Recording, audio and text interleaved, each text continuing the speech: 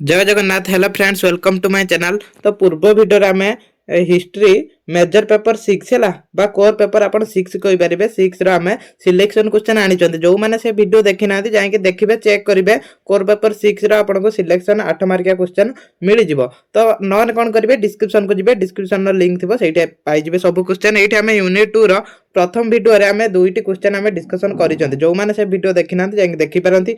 देखो ख्रीस्टोफर कोलंबस का आविष्कार विषय पढ़ते एवं भास्कोडा गामा विषय पढ़ा सहित अमेरिका विजय उपरे विषय आम पढ़ा है। एठी दीटा लॉन्ग क्वेश्चन आम पढ़ा आई जो लॉन्ग क्वेश्चन टा रोचे आफ्रिकीय कृतदास सेटा कौन आप फाइंड आउट करके पढ़ी ने कहीं सेटा नाई आंसर मो कतर तो सेटा फाइंड आउट करके पढ़ी ने आम यही वीडियो कौन पढ़ा ना जो भास्कोडा गामा विषय पढ़ा सहित अमेरिका विजय उपर लॉन्ग क्वेश्चन पढ़ा। देखो अमेरिका विजय उपर जेकोसी लॉन्ग क्वेश्चन पढ़ा आप यहाँ लिखिपारे। तो समस्ते कौन करूँ वीडियो को लास्ट पर्यंत देखो, लाइक कमेंट निहत भाव में करूँ। ये आम भास्कोडा गामा जल यात्रा एवं आविष्कार संपर्क में आलोचना करा लॉन्ग क्वेश्चन जो अच्छे से डिस्कसन करवा। भास्कोडा गामा आपण मैंने जानी भास्कोडा गामा कौन करते ना भारत को जलपथ आविष्कार करते विषय पढ़ा। प्रारंभिक आधुनिक जुगर यूरोप मानक नवजागरण आंदोलन दुस्साहसिक सागर यात्रा करने प्रेरणा जुगैला। कौटा नवजागरण जो समय यूरोप नवजागरण होता से समय कौन होता ना साहित्य विज्ञान एमती सब क्षेत्र में कौन होता विकास करता।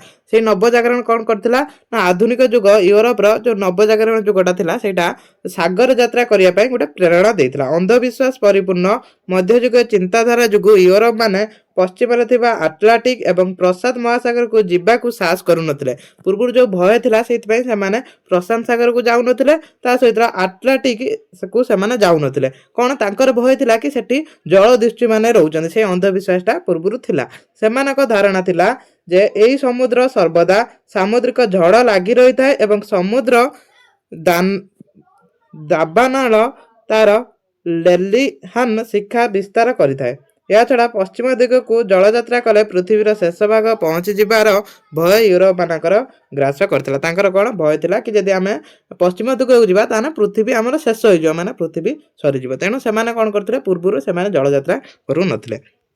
मात्र नवजागरण ए अंधविश्वास दूर करी जलपथरे भौगोलिक आविष्कार पाई पथ सुगम करथिला। ए जो नवजागरण थिला सेटा कोन कला, ए जो अंधविश्वासटा थिला से अंधविश्वास को नवजागरण दूर कला, ता सहित भौगोलिक आविष्कार पाई पथ सब सुगम करथिला।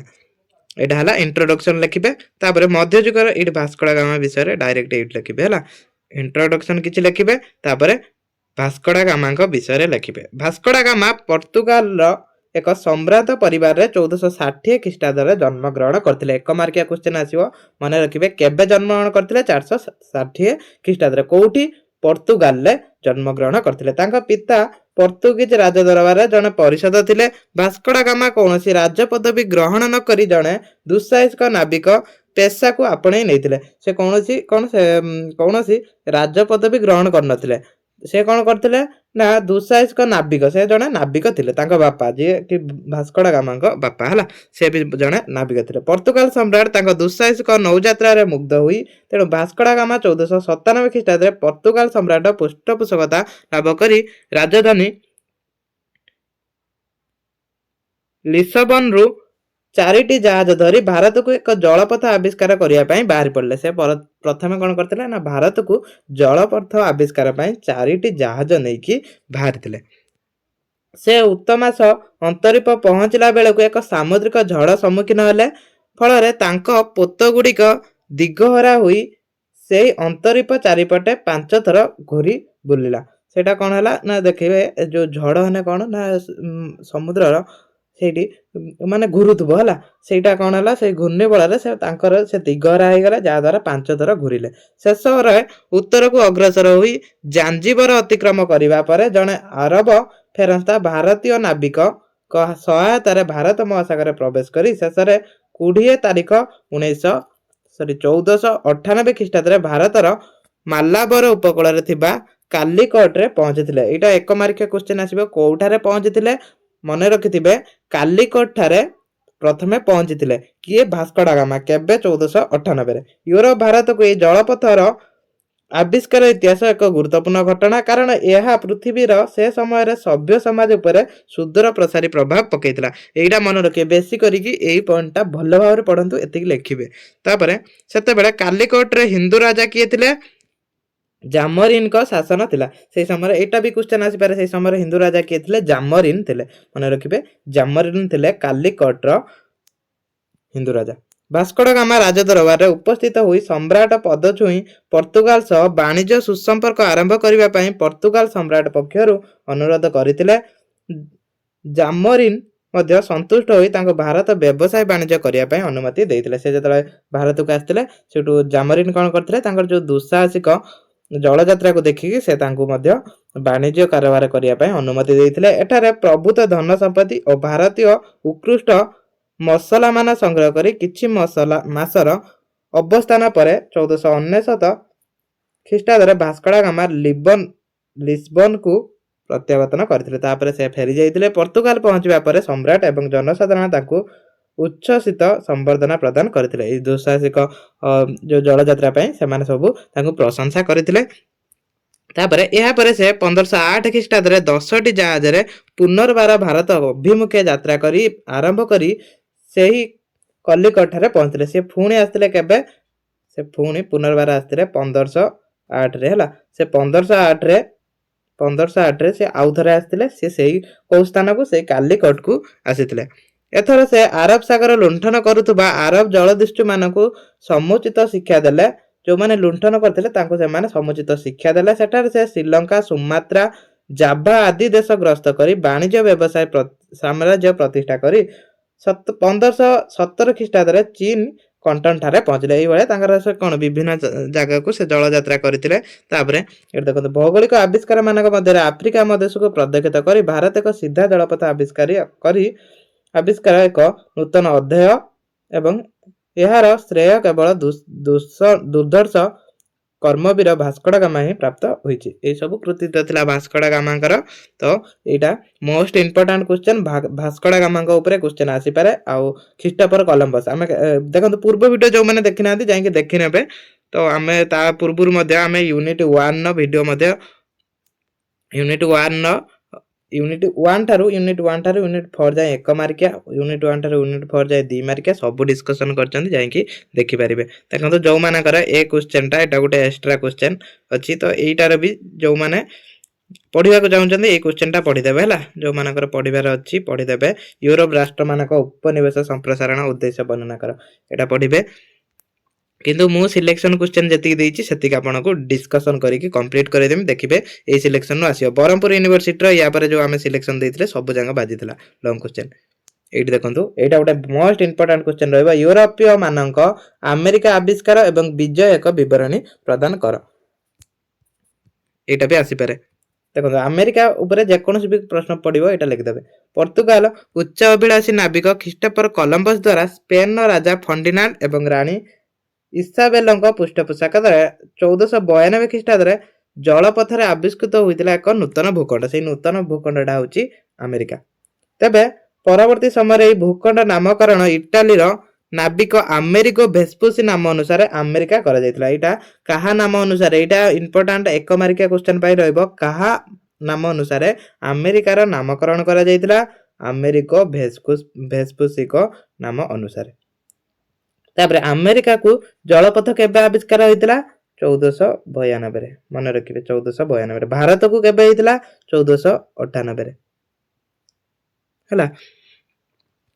ଆମେରିକା ଆବିଷ୍କୃତ ହେଲା ପରେ ୟୁରୋପ ମାନେ ସେଇ ନୂତନ ମହାଦେଶ ବସତି ସ୍ଥାପନ କରିବାକୁ କ୍ରମେ ଉଦ୍ୟମ କଲେ। କ'ଣ ଗୋଟେ ପରେ ଗୋଟେ ଯୋଉ ୟୁରୋପୀୟ ଦେଶ ଥିଲେ ସେମାନେ କ'ଣ କଲେ? ଯାଇକି ଆମେରିକାରେ ସବୁ ବସତି ସ୍ଥାପନ କଲେ। ସେଠି ମଧ୍ୟ ଉପନିବେଶ ସ୍ଥାପନ କଲେ। ସେଠି ମଧ୍ୟ ବାଣିଜ୍ୟ ବ୍ୟବସାୟ କଲେ। କଞ୍ଚା ମାଲ ମଧ୍ୟ ସେଠୁ ବୋହିକି ଆଣିଲେ। ସମୟକ୍ରମେ ସ୍ପେନ ଲୋକମାନେ ମକ୍ସିକୋ ଏବଂ ଦକ୍ଷିଣ ଆମେରିକା ସମୃଦ୍ଧ ବସତି ମାନ ସ୍ଥାପନ କରିଥିଲେ। ପରବର୍ତ୍ତୀ କାଳରେ ବହୁ ବର୍ଷ ପରେ ଇଂଲଣ୍ଡ ରାଣୀ ଏଲିଜାବେଥଙ୍କ ରାଜତ୍ୱ କାଳରେ ସପ୍ତଦଶ ଶତାବ୍ଦୀର ପ୍ରାରମ୍ଭରେ ଆଟଲାଣ୍ଟିକ ମହାସାଗର ଅତିକ୍ରମ କରି ଇଂଲଣ୍ଡ ଦେଶକୁ ଉତ୍ତର ଆମେରିକା ଅଭିମୁଖେ ଜନସ୍ରୋତ ବହିବା ଦେଖାଗଲା। ତାପରେ ସେ ଉତ୍ତର ଆମେରିକାକୁ ଯାଇଥିଲେ। ପ୍ରାରମ୍ଭିକ ଆଧୁନିକ ଯୁଗରେ ପଞ୍ଚଦଶ ଶତାବ୍ଦୀ ଶେଷ ଦଶକରେ ସ୍ପେନ ସମ୍ରାଟ ଏବଂ ସାମ୍ରାଜ୍ୟଜ୍ଞଙ୍କ ପୃଷ୍ଠପୋଷକତା ଲାଭ କରି ଏକ ଦୁଃସାହସିକ ଜଳଯାତ୍ରା ଯାଇ କଲମ୍ବସ 1492 ଆମେରିକାରେ ପହଞ୍ଚିଥିଲେ। କଲମ୍ବସ କେବେ 1492 ଆମେରିକାରେ ପହଞ୍ଚିଥିଲେ ହେଲା। ଖ୍ରୀଷ୍ଟୋଫର କଲମ୍ବସ ଆମେରିକା ଆବିଷ୍କାର କରିଥିଲେ, ମନେ ରଖିବେ। ମୋଷ୍ଟ ଇମ୍ପୋର୍ଟାଣ୍ଟ କ୍ୱେଶ୍ଚନ, କିଏ ଆମେରିକା ଆବିଷ୍କାର କରିଥିଲେ? Christopher Columbus. କେବେ? 1492। ଏତିକି ମନେ ରଖିବେ ଭଲ ଭାବରେ। କାହା ନାମ ଅନୁସାରେ ହେଇଥିଲା? ଆମେରିକୋ ଭେସ୍ପୁସି ନାମ ଅନୁସାରେ ଆମେରିକା ନାମକରଣ କରାଯାଇଥିଲା। ସେ ସେଠାରେ ଆଣିଥିବା ସୁନା ନମୁନା ରୂପ ସ୍ପେନୀୟମାନଙ୍କ ମନରେ ଧାରଣା ହେଲା ଯେ କଲମ୍ବସ ଆବିଷ୍କାର କରିଥିବା ଭୂଖଣ୍ଡରେ ସ୍ୱର୍ଣ୍ଣ ଖଣି ବା ପାହାଡ଼ ପରି ସ୍ୱର୍ଣ୍ଣ ଠୁଳ ହୋଇଛି। ତାଙ୍କର ବିଶ୍ୱାସ ଥିଲା କ'ଣ? ସେଠାରେ ପାହାଡ଼ ଭଳିଆ ସୁନା ଅଛି। ମାନେ ସୁନା କ'ଣ? ସୁନା ଅଛି, କାହିଁକି ନା ଯୋଉ ଖ୍ରୀଷ୍ଟୋଫର କଲମ୍ବସ ଆସିଥିଲେ ସେ ସୁନା ନେଇକି ଯାଇଥିଲେ। ଏହି କଳ୍ପନା ସମ୍ବାଦ ଉତ୍ସାହିତ ହୋଇ ସାହସୀ ସ୍ପେନୀୟମାନେ ଆମେରିକାର ମୁଖ୍ୟ ଭୂଭାଗକୁ ନୌଯାତ୍ରା ଅଭିଯାନ କରିଥିଲେ। ସେତେବେଳେ ଆମେରିକାରେ ମୂଳ ଅଧିବାସୀ ରୂପେ ଅଜତେକ ଏବଂ ଇନକା ସଭ୍ୟତା ଲୋକମାନେ ବାସ କରୁଥିଲେ। କୋଉ ସଭ୍ୟତା? ଅଜତେକ ଆଉ ଇନକା ସଭ୍ୟତା। ମାନେ ନୂତନ ଅସ୍ତ୍ରଶସ୍ତ୍ର ବଦଳରେ ସେମାନେ ଆମେରିକାରେ ସେଇ ମୂଳ ଅଧିବାସୀ ବିନାଶ କରି ସେମାନଙ୍କ ସମ୍ପତ୍ତିକୁ ହସ୍ତଗତ କରିଥିଲେ। ତାଙ୍କୁ କ'ଣ କରିଥିଲେ? ଯୋଉମାନେ ଆମେରିକାରେ ରହୁଥିଲେ, ଏମାନେ ଯେତେବେଳେ ଆମେରିକାକୁ ଗଲେ ସେମାନଙ୍କୁ ପରାସ୍ତ କରିଥିଲେ। ତାଙ୍କ ସହିତ ପରାସ୍ତ କରି ତାଙ୍କୁ ଏଙ୍କ ଅଣ୍ଡରକୁ ଆଣିଥିଲେ। ସ୍ପେନୀୟ ଯୋଦ୍ଧା ହର୍ନାଣ୍ଡୋ କାର୍ଟେସ୍ 1519 ଖ୍ରୀଷ୍ଟାବ୍ଦରୁ 1521 ଖ୍ରୀଷ୍ଟାବ୍ଦ 2 ବର୍ଷ ମଧ୍ୟରେ ମାତ୍ର 200 ସୈନ୍ୟ ନେତୃତ୍ୱ ମେକ୍ସିକୋର ଆଜଟେକ୍ ସାମ୍ରାଜ୍ୟକୁ ନିଜ ଅଧୀନକୁ ଆଣିବାରେ ସକ୍ଷମ ହୋଇଥିଲେ। ଏଇଠି ଏକ ମାର୍କିଆ କ୍ୱେଶ୍ଚନ ଆସିପାରିବ, ବୁଝିଲ ନା? ସ୍ପେନୀୟ ଯୋଦ୍ଧା ହର୍ନାଣ୍ଡୋ କାର୍ଟେସ୍ କେବେ? 1519 ଖ୍ରୀଷ୍ଟାବ୍ଦରୁ 1521 ଖ୍ରୀଷ୍ଟାବ୍ଦ 2 ବର୍ଷ ମଧ୍ୟରେ 200 ସୈନ୍ୟଙ୍କ ନେତୃତ୍ୱରେ ମେକ୍ସିକୋର ଆଜଟେକ୍ ସାମ୍ରାଜ୍ୟକୁ ନିଜ ଅଧୀନକୁ ଆଣିଥିଲେ। କୋଉଠି ଦେଖନ୍ତୁ, ମନେ ରଖିବେ, ମେକ୍ସିକୋର ଆଜଟେକ୍ ସାମ୍ରାଜ୍ୟକୁ କିଏ ଆଣିଥିଲେ? ହର୍ନାଣ୍ଡୋ କାର୍ଟେସ୍। ତାଙ୍କ ଦ୍ୱାରା ଆଜତେକ୍ ସାମ୍ରାଜ୍ୟ ସମୃଦ୍ଧି ରାଜକୋଷ ସମସ୍ତ ସମ୍ପତ୍ତି ସ୍ପେନକୁ ସ୍ଥାନାନ୍ତରିତ କରାଯାଇଥିଲା। ପରବର୍ତ୍ତୀ କାଳରେ 1533 ଖ୍ରୀଷ୍ଟାବ୍ଦରେ ସ୍ପେନୀୟ ଯୋଦ୍ଧା ଫ୍ରାନ୍ସିସ୍କୋ ଫିଜାରୋ ମାତ୍ର 180 ଜଣ ସୈନ୍ୟ ସହାୟତା ପେରୁ ବିଜୟ କରି ଇନକାମାନଙ୍କ ବିପୁଳ ସ୍ୱର୍ଣ୍ଣ ଭଣ୍ଡାରକୁ ଲୁଣ୍ଠନ କରିଥିଲେ। ତାଙ୍କ ସ୍ୱର୍ଣ୍ଣ ଭଣ୍ଡାରକୁ ଏଭଳିଆ ଲୁଣ୍ଠନ କରିଥିଲେ। ତାପରେ 16ଶ ଶତାବ୍ଦୀ ମଧ୍ୟଭାଗରେ ୟୁରୋପ ଜନଜାତି ମାନଙ୍କ ମଧ୍ୟରେ ପର୍ତ୍ତୁଗୀଜ ଏବଂ ସ୍ପେନୀୟମାନେ ବହୁଳ ରୂପେ ଆମେରିକା ଅଭିଯାନରେ ଯାଇ ଆମେରିକା ବିଜୟ କରିବାରେ ସମର୍ଥ ହୋଇଥିଲେ। ସେହି ସମୟରେ କ'ଣ ହେଲା ନା, ପର୍ତ୍ତୁଗୀଜ ମାନେ ଗଲେ ଆଉ ସ୍ପେନୀୟମାନେ ବହୁଳ ମାତ୍ରାରେ ଯାଇଥିଲେ ଆମେରିକା ବିଜୟ ପାଇଁ। ସେଠି 13ଟି ମଧ୍ୟ ଉପନିବେଶ ସ୍ଥାପନ କରିଥିଲେ। ଏକ ମାର୍କିଆ କ୍ୱେଶ୍ଚନ ଆସିବ, ଆମେରିକାରେ କେତୋଟି ଉପନିବେଶ ସ୍ଥାପନ ହୋଇଥିଲା? 13ଟି, ମନେ ରଖିବେ, 13ଟି। ଏହି ୟୁରୋପୀୟ ଅଭିଯାନକାରୀମାନେ ଶାସକମାନଙ୍କ ଠାରୁ କ୍ଷମତା ପ୍ରାପ୍ତ ହୋଇ ତାଙ୍କ ନାମରେ ଆମେରିକା ଭୂଭାଗ ଯେକୌଣସି କାର୍ଯ୍ୟ କରିବା ପାଇଁ ସ୍ୱୀକୃତି ପ୍ରାପ୍ତ ହୋଇଥିଲେ। ତତ୍କାଳୀନ ଅଭିଜ୍ଞ ସୈନିକ କିମ୍ବା ନୀତିଶୂନ୍ୟ ଜଳଦସ୍ୟୁମାନଙ୍କ ଦ୍ୱାରା ଆମେରିକା ଅଧିକାଂଶ ଭୂଭାଗ ଅଧିକୃତ ହୋଇଥିବା ଅଞ୍ଚଳକୁ ସ୍ପେନ ଦେଶ ନିଜର ବିଜିତ ରାଜ୍ୟ ରୂପେ ଦାବି କରିଥିଲା। ଯେଉଁ ସବୁ ଅଧିକାର କରିଥିଲା ସେଇଟା କ'ଣ? ସ୍ପେନ ନିଜର ଅଧିକାର ସେଇଠି ନିଜର ବୋଲି ଦାବି କରିଥିଲା। ଦକ୍ଷିଣ ଆମେରିକା ଏବଂ କେନ୍ଦ୍ର ଆମେରିକା ସ୍ପେନ ଦ୍ରୁତ ବିଜୟ ପରବର୍ତ୍ତୀ କାଳରେ ଇଂରେଜମାନଙ୍କ ବସତିକୁ ମନ୍ଥ କ୍ରମ ସମ୍ପ୍ରସାରଣ ସମ୍ପୂର୍ଣ୍ଣ ବିପରୀତ ଧର୍ମ ଥିଲା। 1540 ଖ୍ରୀଷ୍ଟାବ୍ଦ ସୁଦ୍ଧା ଦକ୍ଷିଣ ଆମେରିକା, କେନ୍ଦ୍ର ଆମେରିକା, ମେକ୍ସିକୋ, ଦକ୍ଷିଣ ଆମେରିକା ଉତ୍ତର ଭାଗ ସ୍ପେନ ଅଧୀନକୁ ଆସିଯାଇଥିଲା। ତ ଏଇସବୁ ବେଳେ କ'ଣ ସ୍ପେନ ବି ସେଠାରେ କ'ଣ ଆଧିପତ୍ୟ ବିସ୍ତାର କରିଥିଲା। ଆମେରିକା, ଆର୍ଜେଣ୍ଟିନା ଏବଂ ଚିଲି ଅଞ୍ଚଳ ବିଜୟ ଲାଭ ପାଇଁ ସ୍ପେନ ଭୀଷଣ ଯୁଦ୍ଧ ସମ୍ମୁଖୀନ ହେବାକୁ ପଡ଼ିଥିଲା। ଦେଖନ୍ତୁ, ଆମେରିକା ବିଜୟର ମୁଖ୍ୟ ଲେଖିବେ, ମନେ ରଖିବେ। ଏଇଠି ଦେଖନ୍ତୁ କୋଉମାନେ ସବୁ ଆମେରିକା ବିଜୟ କରିଥିଲେ ସେଇମାନଙ୍କ। ପ୍ରଥମ କଥା ତ ଖ୍ରୀଷ୍ଟୋଫର କଲମ୍ବସକୁ ଭୁଲିବେନି, କାହିଁକି ନା ଖ୍ରୀଷ୍ଟୋଫର କଲମ୍ବସ ଯେତେବେଳେ ଆମେରିକା ବିଜୟ କଥା ଉଠୁଛି, ଖ୍ରୀଷ୍ଟୋଫର କଲମ୍ବସ କେବେ 1492ରେ ଆମେରିକାକୁ ଆବିଷ୍କାର କରିଥିଲେ। କାହା ନାମ ଅନୁସାରେ ଆମେରିକା ନାମକରଣ ହେଇଥିଲା? ଆମେରିଗୋ ଭେସ୍ପୁସିଙ୍କ ନାମ ଅନୁସାରେ ଆମେରିକା ନାମକରଣ ହେଇଥିଲା, ମନେ ରଖିବେ। ତାପରେ ସ୍ପେନୀୟମାନେ କ'ଣ କରିଥିଲେ? ସ୍ପେନୀୟମାନେ ଆଉ ଯେତିକି ବି ୟୁରୋପ ରାଷ୍ଟ୍ର ଥିଲେ ସେମାନେ ସବୁ ଆମେରିକାକୁ ଯାଇଥିଲେ, ସେଠାରେ ବସତି ସ୍ଥାପନ କରିଥିଲେ। ତାପରେ ସେ ଯୋଉ ଆମେରିକାର ଯୋଉ ମୂଳ ବାସିନ୍ଦା ଥିଲେ ତାଙ୍କୁ ପରାସ୍ତ କରିକି ନିଜ ଅଣ୍ଡରକୁ ଆଣିଥିଲେ। ତା ସହିତ 13ଟି ଉପନିବେଶ ସ୍ଥାପନ କରିଥିଲେ। ଏତିକି ମନେ ରଖିବେ ଭଲ, କିନ୍ତୁ 13ଟି ଉପନିବେଶ ସ୍ଥାପନ କରିଥିଲେ। ସ୍ପେନ ଅପେକ୍ଷା ଉଭୟ ଜନସଂଖ୍ୟା ଏବଂ ନୌଶକ୍ତି ନିକୃଷ୍ଟ ଥିଲା। ପର୍ତ୍ତୁଗାଲ ଆମେରିକା ଅଧିକାରରେ ବ୍ରିଟିଶ, ଡଚ୍ ଏବଂ ଫ୍ରାନ୍ସ ପରି ରାଷ୍ଟ୍ରମାନଙ୍କ ପଛରେ ପକାଇ 1549 ବେଳକୁ ବ୍ରାଜିଲ ଠାରେ ଏକ ଉତ୍ତମ ସ୍ଥାୟୀ ଉପନିବେଶ ସରକାର ପ୍ରତିଷ୍ଠା କରିପାରିଥିଲା। ଏହିପରି ପ୍ରାୟ 1 ଶତାବ୍ଦୀରୁ କମ୍ ସମୟ ମଧ୍ୟରେ ଦୁଇ ୟୁରୋପ ରାଷ୍ଟ୍ର ଶକ୍ତି ସ୍ପେନ ଏବଂ ପର୍ତ୍ତୁଗାଲ ସାମ୍ରାଜ୍ୟ ଆମେରିକା ମହାଦେଶ କ୍ଷେତ୍ରଫଳ ଅଧିକାଂଶ ଅଞ୍ଚଳ ସାମ୍ରାଜ୍ୟ ଅଧିକାର କରିବା ପାଇଁ ସମର୍ଥ ହୋଇପାରିଲେ। ଦେଖନ୍ତୁ, ଏଇଠି ଏଇଟା ଆଫ୍ରିକାର ପ୍ରାରମ୍ଭିକ ଆଧୁନିକ ଯୁଗରେ ଆଫ୍ରିକା କୀର୍ତ୍ତଦାସ ଉପରେ ଆଲୋଚନା କରେ। ଏଇଟା କ'ଣ? ଏଇଟା 9 PDF ର ହେଲା ଏଇଟା ଆମେ PDF କରିନାହାନ୍ତି तो यही क्वेश्चन टा अपन टे फाइंड आउट करी पढ़ी नेबे हला एटा टे फाइंड आउट करी पढ़ नेबे कोउठी देखंतु एटा चार्ज जीपीटी को जिबे एठी मारिबे क्वेश्चन टा प्रारंभिक आधुनिक युग रे अफ्रीकीय कृतदास मानक ऊपर आलोचना कर लेखिकी लिखि देबे आंसर इन 800 वर्ड लिखि देबे